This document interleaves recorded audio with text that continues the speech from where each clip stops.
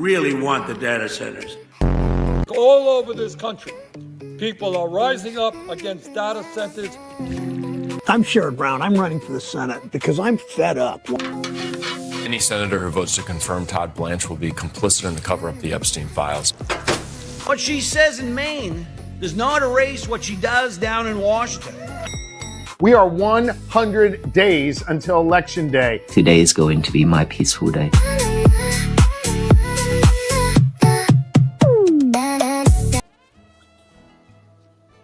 "100 days to the midterms." Everybody ready? 98 days now.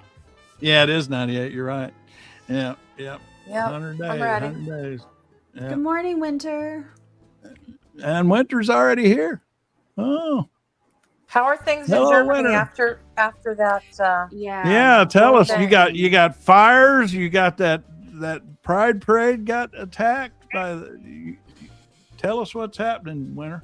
All right. Yeah. Seems like no parades are safe, no matter where you have them. No.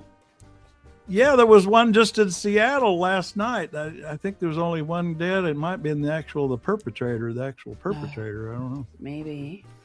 I'll look it up and see what I a find. huge gay pride parade in Portland, and there were thousands and thousands of people there. And I don't know if there were any anti-demonstrators that were, Trump demonstrators, MAGA people, but it was literally the streets were lined with people, and the parade was like half a mile long. Well, first of all, are you getting any of the forest fires, Venture? That's my precise question on that topic, because those forest fires seem to be completely wild. I guess, is that more in France though? Maybe that. And maybe Spain's not in got it Germany. too. There's a Spain's map got of the world, and Yeah. the world is just on fire. Africa looks is on horrible. fire. It's terrible. And then the other is the other one, Venner, is you told us about the pride parade there in Berlin, and then later in the day, that guy drove into the crowd. But I guess did I see that he was the only one killed? Is that the actual perpetrator? I think maybe. So anyway, that was my question. It was like an hour after she was telling us about it. I think I think he stabbed a couple of people with a machete. Oh, machete. Oh, is that right? But I don't know that they died. I don't understand why machetes are making a comeback. It's like, Damn Danny I didn't Trejo. realize they're making a comeback. yeah, I've seen a couple of things where Agri's back. I was thinking yesterday, Agri. You took a couple days off without permission, Agri. How'd that happen? You didn't get permission. And Venture, no, there was a Polish woman killed. Oh, there was a woman killed and 30 injured. That was terrible. Now, was it like a hate crime thing, or just somebody plain crazy? Or since that was a pride parade, that always comes up. You wonder about that. I think it was a hate crime. And Nash has finished reading Maggie Haberman's. Who's the other guy? Her co-writer on that? Swan. Jonathan Swan. So Mass has just finished reading that book. Boy, I'm curious about one thing. After reading the book, seeing all the coverage of the book, I felt like I'd almost read it. But Well, I wouldn't recommend that most people read it. There's nothing new in there in terms of news, but what she gets into is the internal workings of President Trump's staff and how the decision-making process works. And Pogo's here. basically why it's so screwed up, why Trump is doing a lot of stupid things. It's because he's surrounded himself with stupid staff who go along with any crazy idea he has. Pogo! Pogo! Howdy. Pogo. Hi. We got the I don't know where I got off calling it. I was asking Pogo on Trail Mix this morning. I said, "What's going on with that French Open? I haven't been following it. Maybe you can come on and tell us." I was calling it the French Open. Yeah, I don't watch the French Open much, but you have always kept track of the Tour de France, so that's why. Absolutely, I do. I love the stuff. I've been watching that since 1969 or so, back when Eddie Merckx was the owner of the mountains. Pogacar 5 times. 5 wins. Yep. Now what is it? It ended yesterday. Is this the winner here? This guy here? Yep. His name's Tadej Pogacar. Pogacar is, I think that's pronounced. He's Slovenian. And he won the 20, 21, 24, 25, and 26 tours. Oh. Plus this year he won the World Cycling Championships. So he's got pretty significant bona fides, as they say. Greatest Have you ever actually gone there? No, I mean, not when I was in France for a few days when the tour was going on in 2019, but it wasn't anywhere near where we were in France, so didn't get to see it. Huh. Well, I've always wondered, like, if you go there, you only get in one spot. Yeah. They must all go by really fast. It seems like just a horrible spectator sport. I mean, as far as. Yeah, it's probably better to watch it on TV than it is. Right. I worry about the spectators getting out in front of them sometimes. Oh, they get out in front of them. One year a dog ran in front of one of them. Yeah. Oh, no. And I forget, what was it? Who was it? Wasn't Lance Armstrong? Might have been. Shoot, now I can't remember. One of the riders was going up. If I remember correctly, he was going up Mount Ventoux, and a spectator was holding out a feed bag for him, which they're not supposed to do. And he caught the rider's handlebar. Oh no! And crashed. Oh wow! And it was, but he got back up, and it was one of these things where you don't see this kind of stuff happen much. But the peloton, he was in the peloton when it happened, and the peloton slowed down to allow him to catch up. You remember that one year, the Col de Tremblay, that guy hit a bad spot in the road. He flipped over the fence and rolled down the mountain about 200 feet. His bicycle went after him.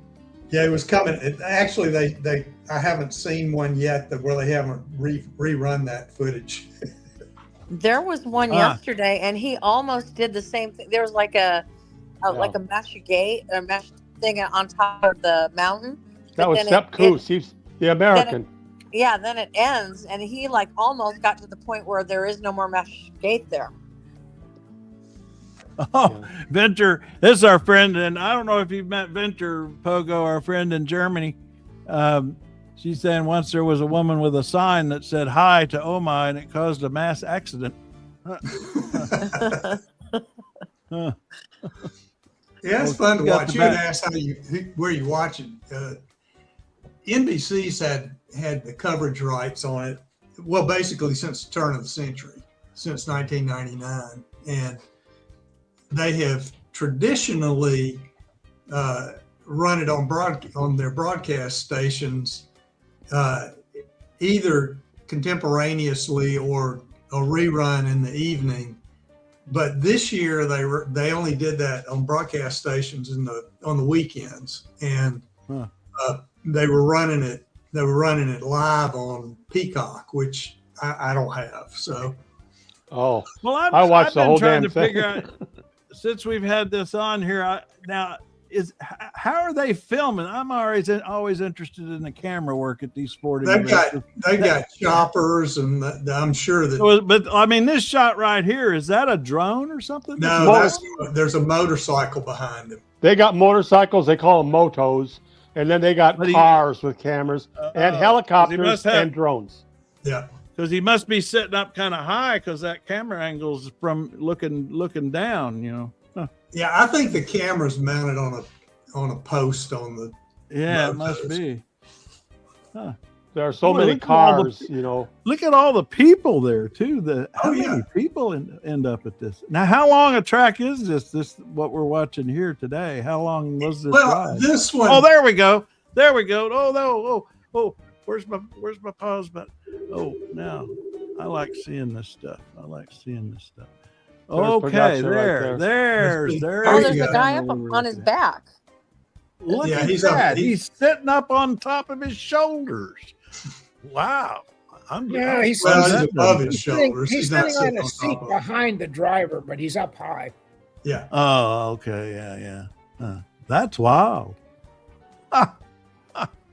They'll go 120 miles in a day a lot of times. Really?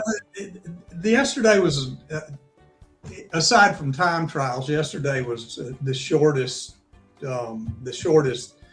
stage of the race. They had to shorten it because of the fires over in France, and because they had to dispatch the security people that would have otherwise been providing security along the route to the fires. So they shortened it, and it was, I think, 78 kilometers or something like that. They did some extra laps on the Champs-Élysées. Yeah, to make up for it. Yeah, I heard they were going to add 2 laps to the. Because that's an 8-mile trip around the road around the Champs-Élysées there, and then they added more miles. Even though I haven't got to that part yet, I've got it recorded. Huh. Yeah, I didn't. Well, that's the winner catch there. it yesterday afternoon, I finally got my boat back, so I actually went out. And so, so these were the winners. You knew. Well, now, is this the official? Is this the end? The end of it here. These are the winners. Or? Yeah, that's the overall.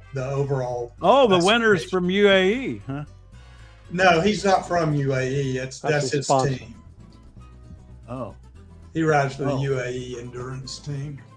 Oh. And okay. Huh. Yeah, Dex mentioned Sepp Kuss. He's the top American this year in it. He's the one that hit the wall there and almost fell over, but he actually didn't hit that barrier behind him. Twice. He actually hit it twice. It was kind of interesting. The second one, he sat on top of the wall, but he almost had to use that for a barrier so he wouldn't fall clear over like a horrible accident like I was telling about on the Col de Tourmalet years ago, or he would have tumbled 100 feet down there. Yeah, and he had a good solid lead when he took the first. 14 seconds. He was 14 seconds ahead, and then he got caught on that second fall, or the first fall. Then he almost went over. Yeah, I was watching that live. Blue Bronc talked about making pizza dough last night, and I've always wanted to make pizza dough, and what did she talk? She makes it look so easy here. Has anybody tried? It is easy, yeah. Is it? Yeah. Because Yeah, she said she used her bread maker to do it. Oh, really? Yeah. Yeah, I was gonna say, but I make focaccia, and that's easy too. I make all sorts of stuff. It's easy, and baking is easy because it's. Well, where do you get the yeast? How does that come? At the grocery store in little packets, and there's instant yeast, and there's active. There's the long active one, so you have to be careful which one you get. It's in the baked goods aisle. It's in the bakery aisle. Take mixes and stuff, and it's. Well, I've been getting into making pizza, but I've been using the Pillsbury pizza dough that comes in a tube, and you roll it out. Oh no. Yeah, don't get that. That's basically no. It's good. I like it. Yeah, no, if you go to any pizza place, you can get pizza dough from them. Yeah. Huh. But if you want to make I saw when I was reading up on that, I saw that you could do that. So they said you could go like to a Pizza Hut and they'll sell you their dough. Oh yeah. Is that right? You can get biscuits too at Kentucky Fried Chicken. Yeah. Hey, Pogo, how's little Pogo doing? He's still playing guitar? Or did he get out of college, or what's going on with him? God, Dad. Yeah. He just got he has gone from being the little shredder that everybody knew him as when he was young to playing nothing but classical nylon string guitar, and he just got accepted into the New England Conservatory. Oh my God! Wow! Congratulations! Wow. Didn't see that coming. No, that was it sort of surprised us too. He still can't read 3 notes of music, but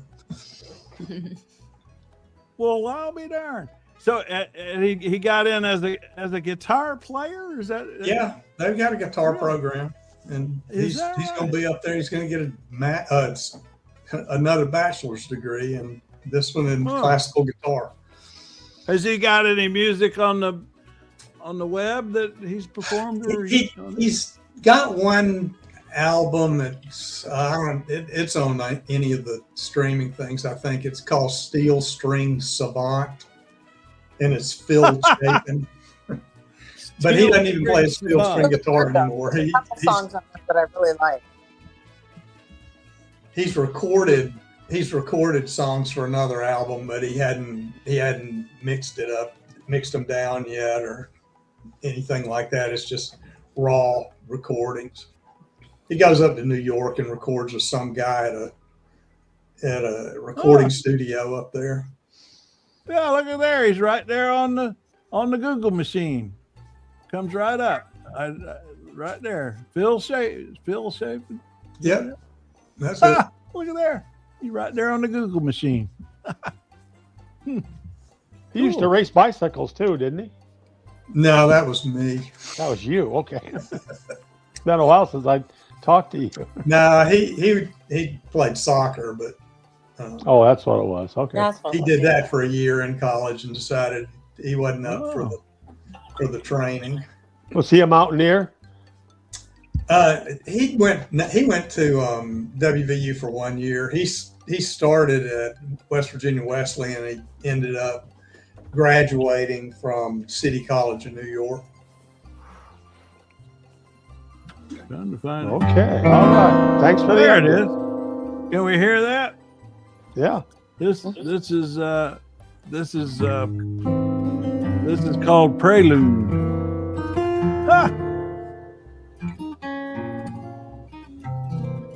Sort of like a Spanish guitar. Is that what was that? He played some things in a Spanish type style. Was it West of Virginia that I liked, or was it? There was one song on there I really, really liked. I listened to a lot. Oh, here I see West of Virginia. Is it that one? No, I can't remember which one it was.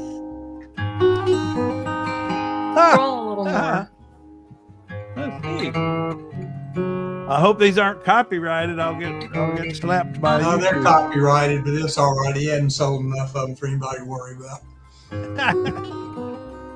Scroll a little bit and see some more.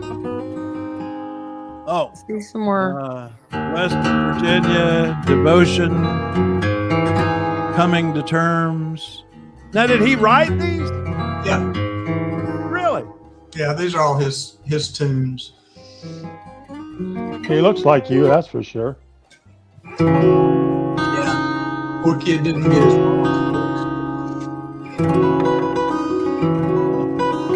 Savant. Segovia. There he is. Reincarnate. Actually, oddly enough, he's taking he just to try to get some perspective. He's taking a couple, 3-4 lessons, something like that, from a woman who studied with Segovia. Oh my God. Wow. He's on the right track.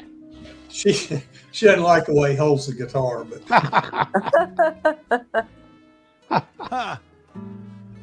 Well, that is very, very cool. I remember too. He's big. Did he keep up his soccer?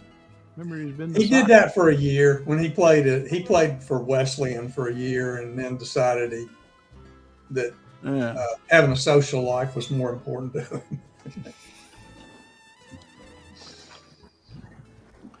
Well, we're 100 days. We're 100 days from the midterm. Is there anything going on in West Virginia in the midterms that we care about, or is it just all?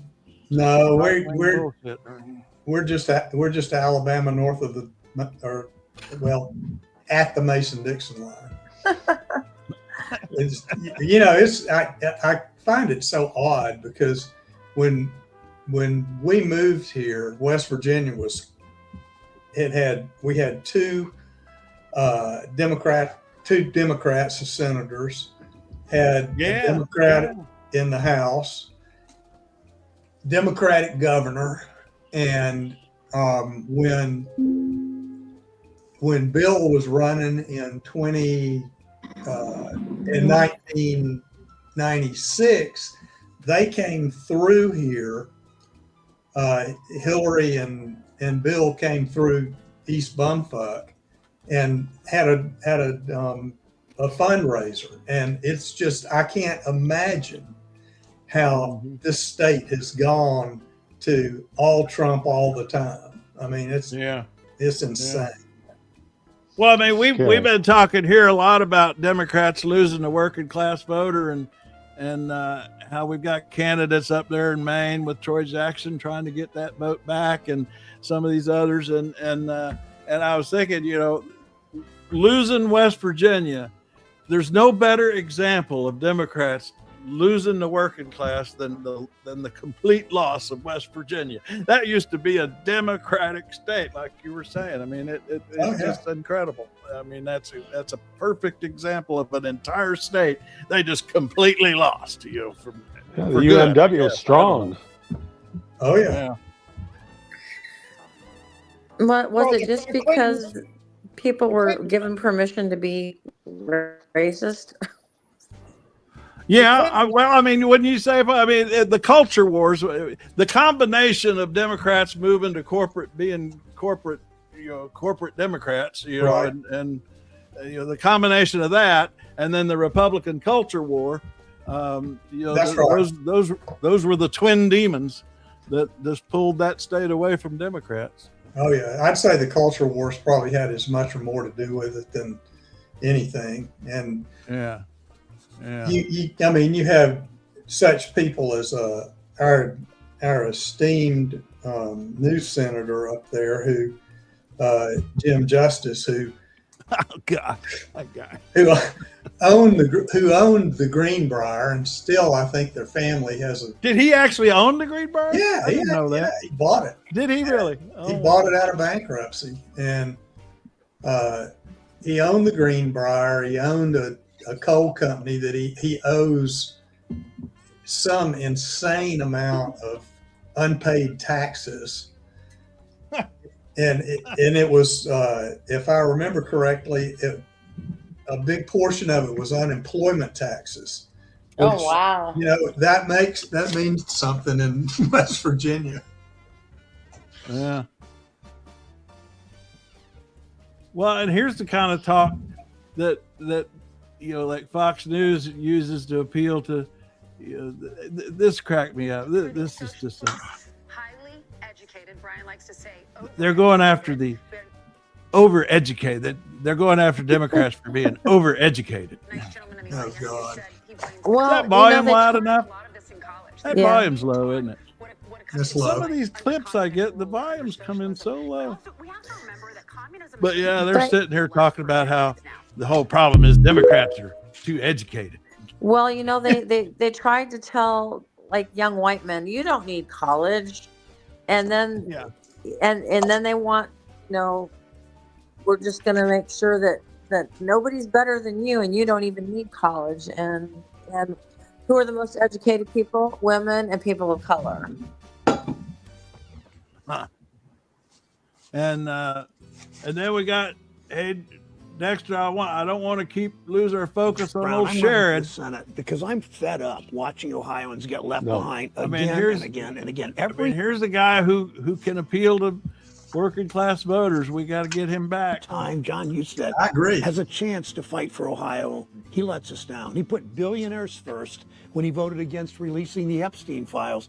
He combed his hair a little bit for his TV a ad. maximum campaign contribution from an Epstein co-conspirator. He's got his hair in a little better first when he control voted than usual. 9 times against lowering healthcare premiums. Spend a bunch of money on a TV ad, they go ahead and comb his hair. Insurance. He put himself first when he opposes a congressional study. Got to keep him. We got to get him in there.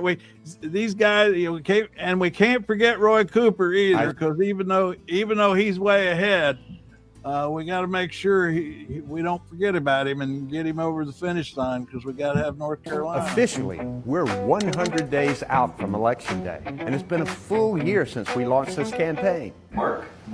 All right. So far, thousands of volunteers have signed That up. guy He's so far ahead, though. He's not going to lose. I know, and that worries me. That worries me, though, Dexter. I mean, because we got so many other races to focus on that everybody's kind of, oh, Roy's all right, everything's okay, and then I don't want to get snake bit on election. So as you know, you put up a list of the primary or the primaries for 2028. South Carolina's up there. And old Jim Clyburn is, my God, he's supporting Haley Stevens. Yeah. Sure is. Wow. Yeah. That's just. Did you see my little ad I made for? If he doesn't feel like he can endorse Abdul, then maybe he should just not endorse anybody in that state. It's not his state anyway. You know, he's the little kingmaker and stuff, but. Yeah. You know. Yeah. Riding with Biden. That was his. That was his cry. Yeah. Riding with Biden. Yeah. No, we don't want to. I know you're a working man, Pogue. We don't want to keep you now if you got something. Yeah, I've probably got a few more minutes before I'm gonna have to go. And when are you going to retire, Mister? My kid just got into 4 years of college. I don't know. I'm only 74 at this point. Why would I be retiring? Jeez. I don't know. I retired at 62 to get early Social Security, and I never looked back. Best thing. You're my hero. I retired at 61. I can beat you. I retired at 53. Did you? Oh, really? did you really? 30 years in the UAW factory. Wow. I would like to get a part-time job. I'm bored. I was forced into retirement in 2020. Oh. Well, yeah. Oh, let's see. I became a stay-at-home mom, all so I can say, Pooh Bah, is you've met my wife. Oh yeah, she's a taskmaster. You bet. If I don't know what to do with myself, she'll let me know. Yeah. Got that job jar, huh? Oh man. Let's see what's happening over in the comment room. We got some folks wandering in. Some new names here. Venart. Sometimes solving a problem is not as important as realistically. What is this? Sometimes solving a problem is not as important as realizing that you're asking the wrong question. Truth cannot be measured. Eventually, it will realize. Wow, that's some brainy talk there. Right? Mm-hmm. Yeah. That if that fit on a bumper, too bad that doesn't fit on a bumper sticker because that's. Mm-hmm. Hey Nash, I got a question. This morning they were talking about Troy Jackson, and they said, well, he's a logger, and then it said he went after the logging industry. So if he was a logger, what happened that he went after the logging industry? No, he didn't. What he was opposed to was the logging industry bringing in low-wage workers from Canada, and not hiring Americans because they were demanding too much money. So, you know, he opposed that. Well, what was his job himself in the logging industry? What did he do? Well, he was a worker. He was not. His battle was against the corporations that own the logging companies. So he was like a representative somehow? He keeps referring to himself as a fifth-generation logger, too. Yeah, he went up against the logging companies who he felt were not treating workers properly, and he used that for political advantage to get elected to the Maine state legislature. And he was originally the president of the Senate of Maine. I follow you now. I can follow you now. Yeah. No, he's a logger. And by the way, they don't call them lumberjacks; they call them loggers. Yeah. Well, here's his lumberjacks are athletes. We got them all over here, so they don't cut down trees. They're athletes. If you like movies about that stuff, watch that movie called Train Dreams, which is nothing about trains. It's all about the logging industry out west. Here's a little bit of his acceptance. Does not erase what she does down in Washington. Susan Collins promised she would only serve 2 terms. And that same fall, my father and I were watching work dry up in the logging industry. And by the next spring, we had to sell what we had to get out from under the debt. 30 years later, Susan Collins is still in Washington. So I do have one question. Who has she served? She has served Donald Trump. She voted with him 96% of the time.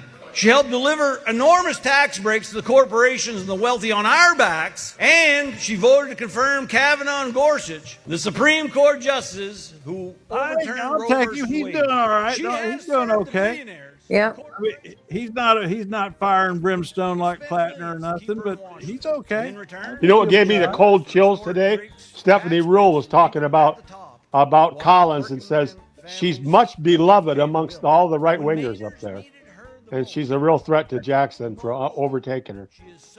What do you think, Nash? You agree with that? He needs a haircut. I think the Republican Party in Maine right now is they have very few seats in the legislature, no statewide offices. It's dominated by real cranks, crazies, okay? And my reading is they don't really like Collins because she's not one of them. She's not as crazy as the other Maine Republicans, but that's why they're in the minority and they have no power because they're a bunch of lunatics. I mean, you think some of these MAGA people are crazy. You should listen to some of these politicians in Maine from the Republican Party. I mean, they want to get rid of Social Security. They want to get rid of Medicare. They want to get rid of the federal income tax. I mean, take us back to the 19th. Well, then it's just a free for all, and we have no infrastructure, and we have no nothing. So it's just everybody for themselves at that point. If we don't, I don't understand. Well, a lot of the main Republican politicians come out of the small business industry. They're small business owners. And I keep hearing from Democrats that her biggest vulnerability is if they could peel away Republican there are a lot of pro-choice Republican women in Maine that have always voted for Collins and liked her, and this Kavanaugh vote is her Achilles heel. Support a nominee who demonstrated hostility to Roe v. Wade, because that would mean to me that their judicial philosophy did not include a respect for established. So she says all the right things here. Protecting this and then, right is and even when she announced the vote, the judge asserted to me a long-established precedent. It's not something to be trimmed. He lied under oath. Discarded or overlooked. Mr. President, I will vote to confirm Judge Kavanaugh. I mean, she sits there and gives a pro-choice speech and then announces that she's voting for him. I mean, that's the kind of thing that I mean, it's they're complicit voting for sexual assault. It's kind of a complicated argument to make. Yeah. So it's really difficult argument to make. It's a little nuanced, so they got to work at it. Well, where is the nuance of all of the people in Congress who are supporting an adjudicated rapist and pedophile? And where are the damn Epstein files? I thought that Ford lady was very What happened good, to Katie Fang's? Well, now a judge wants the unredacted files completely unredacted. Katie's case is doing well. I thought they gave him 5 days, and I thought that was about 5 or 6 days ago. Todd Blanche was supposed to respond to the court, and he did not. He never does. And so now they're demanding it, and I'm talking like they're demanding stuff that has not been released. They're demanding everything be released. So is the UK with the Tate case that's over there, because the Tate brothers who were arrested and are going to be extradited, they have something to do with Barron. Yeah. Well, the latest I saw in that case is the judge has set a closed hearing with the parties to go over the material that the Justice Department doesn't want to release, and basically to give them the opportunity to explain to him why they don't want to release this stuff. That's I think is the next step. this point. You know, I'm sure Katie Fang, I'm impressed. She's pushing it. Yeah. She found the right judge. she Yeah. went judge shopping, I guess. I don't know. Well, it's an interesting case, though. But and will that include Zero Ranch stuff? I hope. I'm not sure. I was so disappointed. I don't think anyone brought up Zorro Ranch in his confirmation hearing once. Not any of the Democrats, nobody. I don't understand why not. Maybe it's And just you so know, much when to he get met into. with the Epstein victims, they said he was rude. And he was just there to say that he did it and walked out. Yeah. And she's like, we got up and yeah. walked out because he was nothing but rude and condescending to us and gaslighting. Eggery's found a MAGA Mainer there, Nash. Eggery's got a Trumper, MAGA Mainer Trumper.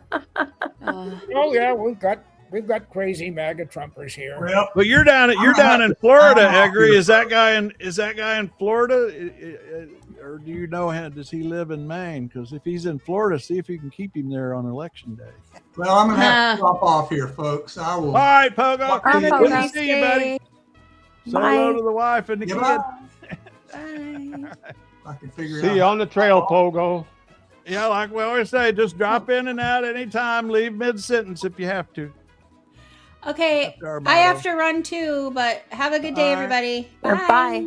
All righty. Good talking to you. Bye, Katie. Always good to talk to you. And now this Bennett guy, Bennett, what is your story, Bennett? You've got some interesting thoughts here. It's all relevant. For example, to a canary, a fucking cat is a monster the size of a dinosaur. But to us, a cat is a pet that sheds on the carpet, scratches the furniture. Well, you're kind of a philosopher there, Bennett. It's all about perspective, right? yeah. You might want to come over on Trail Mix sometime and share some more of that philosophy. Yes, there was a song on Sesame Street called "That's About the Size Where You Put Your Eyes." That's about the size. To a of it. Republican up for election says Trump is a monster, and to us, he's just a piece of shit. Yeah. Now I've saved here. Before in case you go, Blue, I've saved this for you because I thought this is the most incredible video of the weekend. And there's a lot more coming. But listen to this. I mean, here you get a real sense of what you were talking about too, Nash. That's why I was asking you earlier about Graham. Here's Graham watching Trump talking about going to war in Iran and congratulating himself. There's some other video I've got somewhere else too where he talks to Netanyahu, but you just get a little behind the scenes. This is some guy who followed him around for a documentary and has got all this footage that's going to be coming out in dribs and drabs, and this is the first clip that they put out here. Knocked out now. Their missile count is going way down. Now this is Lindsey watching Trump on TV, and then you'll hear Lindsey responding and congratulating himself for talking Trump into going to war in Iran.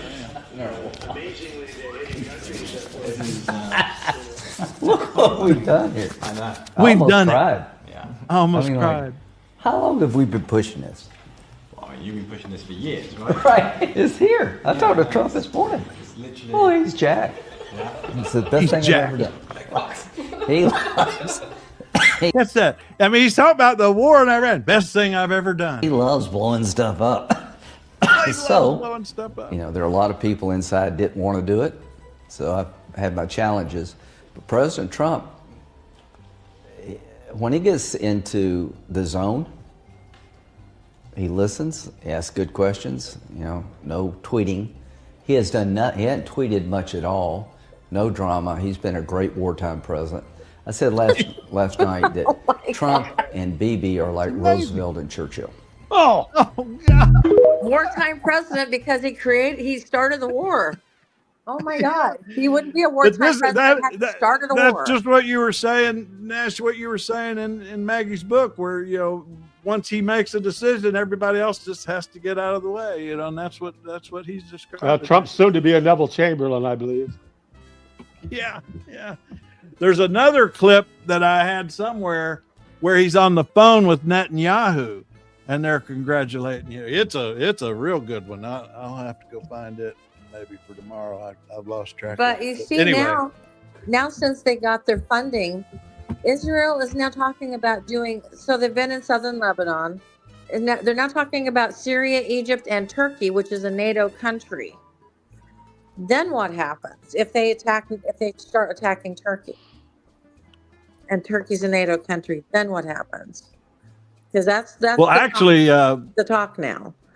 That clip I was talking about is Lindsey's on the phone with Netanyahu, and Lindsey is wanting this is just before Iran, the Iran war, and he's asking Netanyahu to ramp it up in Lebanon, the war making, the killing, and Netanyahu actually resists and basically tells him, I think we need to focus on Iran and we'll get back to Lebanon later.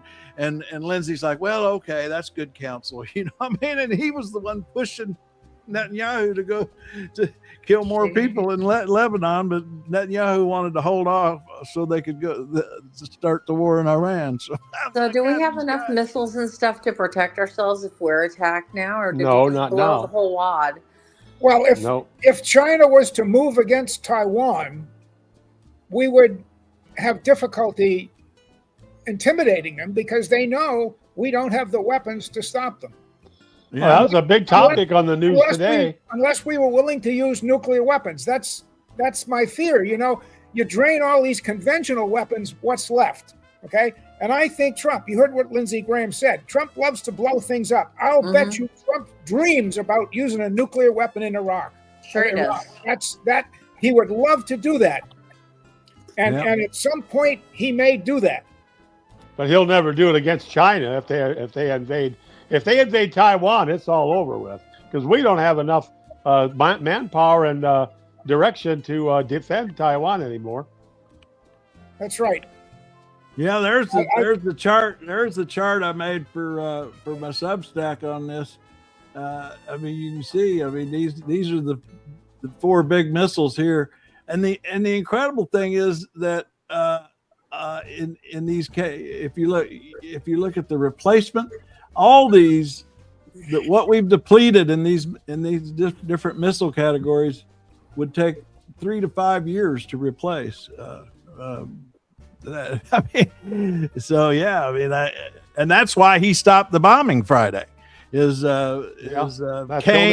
that guy you were talking about earlier, Nash, Kane, and Vance, both. Their people were leaking this. It looked to me like both leaned on Trump to say we've got to stop this bombing. We're running out of missiles. We're basically running out of missiles. Another danger spot is North Korea. North Korea at any time could attack South Korea, where we have U.S. military people stationed, right? And the casualties would be enormous. And again, with the depleted stocks, the only way we could stop them is to use nuclear weapons. That's my fear, that Trump will do that. That he'll use nuclear. If we get into some kind of a military confrontation with a major power, he will be forced to use nuclear weapons. Yeah, because the Tomahawk missiles cost $15 million a piece. And like it says, it takes a couple of years to build one of them. So, I mean, we're just about out of them. They don't shoot them off anymore because there's only a few left. And that's why Peter Thiel and Mark Zuckerberg and all the billionaires have bunkers. Yeah, and you know what? I think it's why Jared and Ivanka are buying that remote island in the Mediterranean. It's pre-bunkerized. Because, and that's lit. Do you know that island is literally a bunker? It was a Soviet Union. It was it's an island filled with tunnels underneath and bunkers that were designed for a nuclear attack. That's the island they bought. Yeah, it's pre-bunkerized. Well, Nash brought up the DPRK. North Korea, and they were saying, Kim was testing missiles that could possibly strike the west coast of the United States. I don't know where that is right now, but I wonder. Well, he could hit Hawaii for sure, or Guam. Well, easily. Well, there are American military bases all over South Korea, and if he decides to invade South Korea, it's going to bring him in direct conflict with American military forces.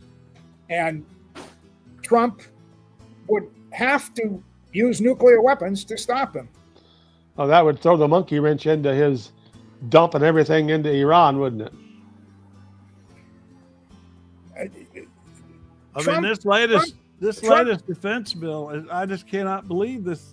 People just aren't wrapping their heads around this massive increase in defense spending. Look at that chart. This current bill. I mean, look at that. I mean, it's not. You can't even believe it. I mean, and why it isn't like a huge national story. This is what's on what's passed. It just passed in the House and it's heading to the Senate now. I mean, it's the Democrats. The Democrats refuse to be an opposition party. They're like, they give these mild protests and then that's it. They don't do anything. They don't say anything. They just sit back and let Trump run wild.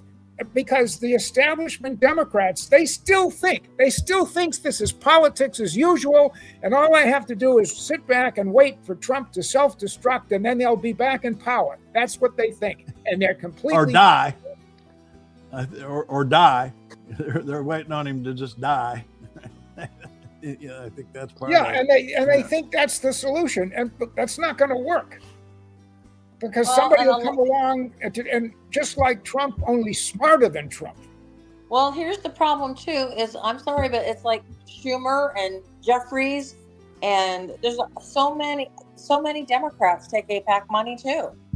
And so that's why Marjorie Taylor Greene put out a video and she said, why do you think that 6 Democrats voted for that to keep that merger thing, the Section 219 of the NDAA, that merger thing with Israel? Why do you think 6 Democrats crossed the aisle?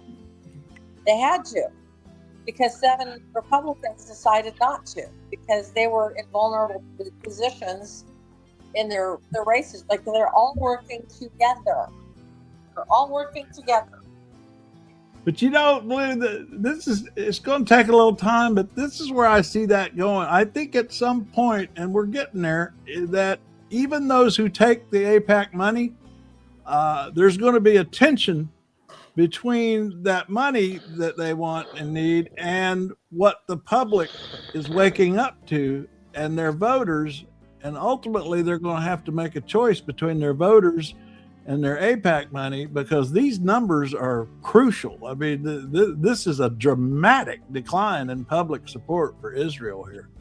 And I really think that's going to make a difference in AIPAC's influence, even over the politicians they're giving money to. Because if they're toxic with the voters, if they get so toxic with the voters, they're losing vote because of their getting support from AIPAC, and we're seeing that. We're seeing that in the Michigan Senate race with Haley Stevens. I think it's going to change. I think AIPAC's going to lose their influence, and it may take a while. It's not just Israel; it's the defense contractors. These big corporations that have defense contracts, they deliberately put manufacturing plants in all 50 states in order to leverage over the people in Congress. So you have Democrats in Congress who are afraid of offending the defense contractors. So they will vote for a bill like that, dramatically increasing defense spending because, that brings money back to my district. Yeah. NASA was good at that too. Boy, spreading out the spending. California, Texas, Huntsville. They put stuff everywhere.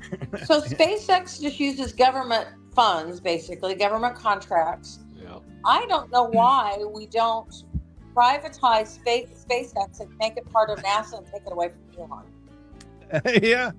Yeah. I mean, that's right. Yeah, the startup. Well, even Tesla. It was government startup funds that got Tesla started. Government subsidies. They just closed down a Tesla dealership not too far from me. Nobody's buying them. Every time they're so ugly. I just laugh. They are they're hideous. Those trucks are hideous. I love it when I see the not the Cybertrucks. The Cybertrucks, But some of the other things are not too bad. But my favorite thing is you see a lot of cars that have bumper stickers on it that says, "We bought it before he turned into a jerk." Yeah. Hey, I agree. I didn't catch up with Winter earlier here in Germany. Sesame Street, the count is called count because the pun doesn't work in German. Okay, catching up with you guys from the comment. I love my Sesame Street.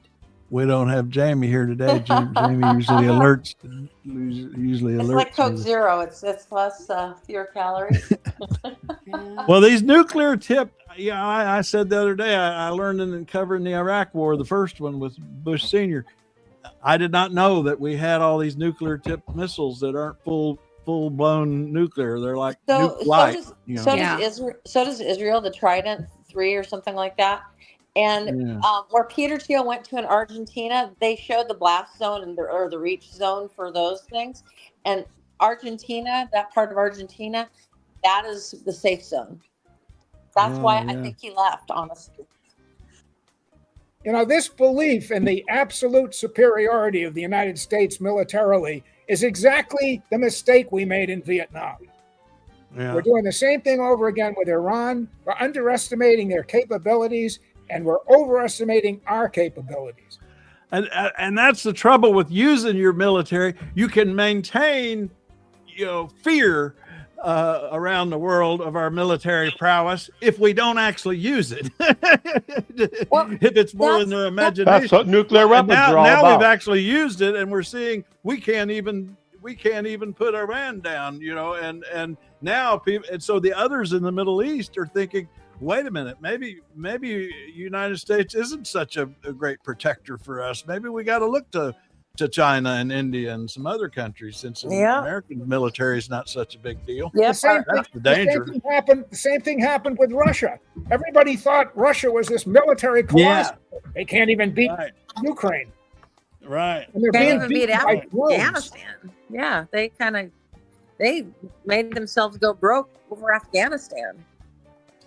Hell, he could barely subdue Georgia. I mean, yeah. So I forgot about that. That's right, they did. Yeah, I forgot about Georgia. That's true. Yeah. That was a hell of a kerfuffle there.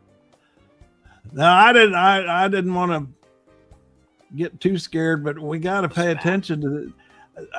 Y'all know this guy. He was one of my favorite during COVID. I think he's in Texas or somewhere.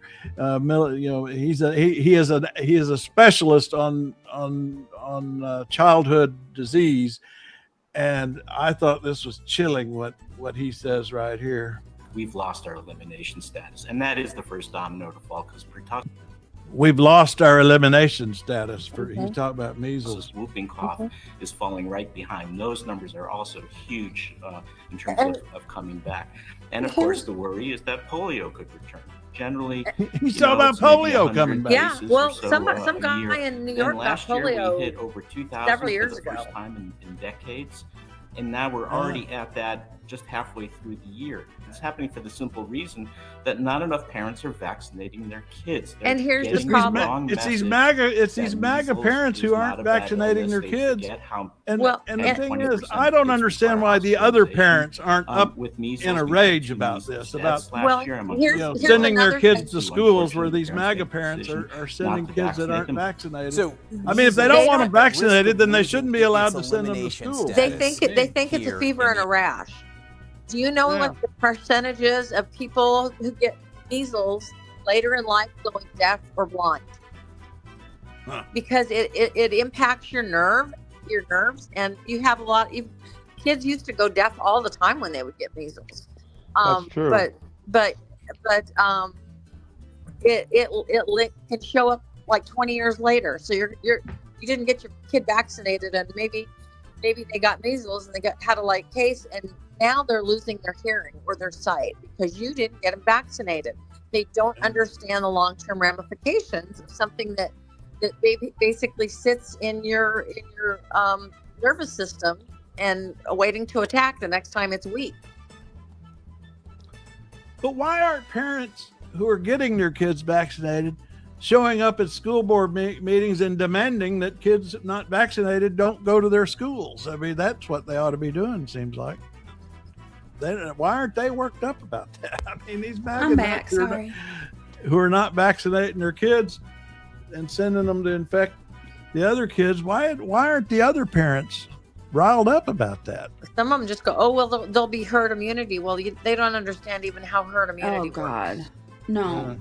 I vaccinate my kids so my kid doesn't get your kid sick, or get my kid sick. Yeah, that's the whole idea of it. But this guy's talking about polio coming back because of this madness. Yep. It will. And he's not an alarmist. That guy's not a crazy And alarmist. I'm going to tell you people over and over again, vaccines do not cause autism. I know. Yeah. That just never stops. It never stops. Well, and it's just like, during COVID, I kept getting into these arguments with those people. They say, it doesn't look, he got COVID and he was vaccinated. No, that was never said. They never said you wouldn't get COVID if you were vaccinated. They said the symptoms would be such that you wouldn't have to go to the hospital. It's like a flu shot. You get the flu shot, and yes, you get sick still, but you don't get the full-on flu.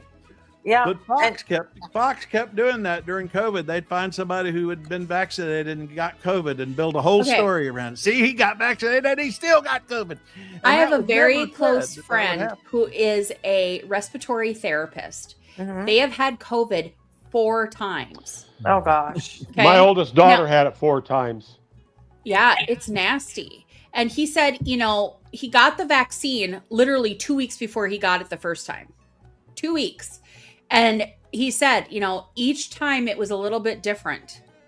And so first time he was out of work for 2 weeks because that's what they had them do. But as a healthcare worker, he had to go back. So, but he said, each time it was a little bit different. Last time I had a cough for 2 days and then it went away and I tested negative. It's just weird. Yeah, Ventures. I have kind of taken us off down the we cliff did here. Don't want to get too scared. Moving over to infectious disease from nuclear. Yes, well, plague. What did we have? Plague. We've gone from famine. Nuclear war to Should we talk about famine next? Let's talk about famine. Hell, we even covered the Tour de France. That was even something else. And the fires in France were horrible, by the way. Oh, yeah. If you watch the news, you know that. I mean, those walls of fire. One old man about my age got burned up in his car trying to get away from it. Wow. I just don't want nuclear war in general. That's just nasty in general. Yeah. Well, the problem with nuclear war is that, we're going to use one of these little tiny nukes and we'll drop it on some military base in Iran, right? Yeah. But that's just the beginning, okay? Right. And, these things tend to escalate. And now that nuclear weapons are in play, any dispute between major nations like the United States and China could turn into a full-blown global nuclear war, and we all die. Exactly. And anybody who thinks these little nukes are not dangerous, they're fooling themselves, Well, It's like Nancy They're taking the first step down the path to total destruction of the human species. I mean, if we had a nuclear war between the United States and China, there would be no human beings left on this planet. Probably the most advanced species around would be the cockroach. Well, the data centers are already killing off the bees. Chickens. Don't forget the data chickens. centers are already killing off the bees. We're running out of water. The world's on fire, so famine is next. Because chickens are descendants of the dinosaurs. Well, you're right about famine. I mean, climate change is going to devastate all the agricultural regions of the world. Our food production is going to drop like a rock in the future. And the bees are dying from the data centers, and the water supply is going away. Winnie is against the data centers. She tells me every day. And the thing is, college students know all this stuff. The smarter ones, anyway, they know all this stuff. They're facing nuclear war, fascism, climate change, right-wing conspiracy theories. You know, it must be hell to be a college student these days and to be intelligent and to realize what's going on, because, you know, there's nothing you can do to stop it, because there's all these stupid people out there that are following Trump like he's the. Oh, we've done the hour, and I got to go because Blue, we're going to the socialist seasoning spice store that you gave me the gift card for. She's already gone. We're getting ready to go. Oh, she's gone already. Oh, she gave me a gift card that I'm using at the socialist spice You're store. going to have to show us your wares. Yeah, I will. And anyway, I was going to take us out with some. I just seemed like Maya Angelou. Think about Maya Angelou. I don't always know what she's talking about, but I just love listening to her voice. I find it very soothing. Everybody read her book. Why know why the caged bird sings. I'm starting to record the Iliad, so fun part. Okay. All right, that's a good one. And Venter Negri, good to see you there. And we're over on trailmix.cc anytime. The rest of the time you can get over there. Here's Maya Angelou's soothing voice after our talk about nuclear and famine and pesticide and everything else. Bye. Here she comes. A little bit. So long. People are afraid to be pried loose from their ignorance because they know their ignorance so well. They know it better than they know their body odors. And if you say, come on, give up your ignorance, they get into that terrible position, terrifying position, which Shakespeare talks about at the end of the soliloquy, Hamlet's soliloquy. They'd rather bear the ills they have than fly to others that they know not of. Thus conscience doth make cowards of us all, so they are cowardly.